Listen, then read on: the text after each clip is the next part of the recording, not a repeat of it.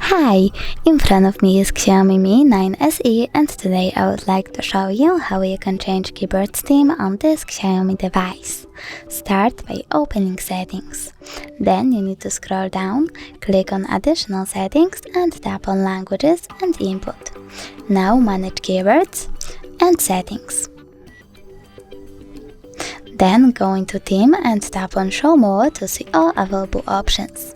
When you're done, you can click on one of the colors, tap on the switcher next to key borders to turn them off or on, and tap Apply. You can do the same with one of your images. So now when I go back, I can see that theme of my keyboard has changed. Thanks so much for watching. If you enjoyed this video, don't forget to leave a like, comment and subscribe. Bye!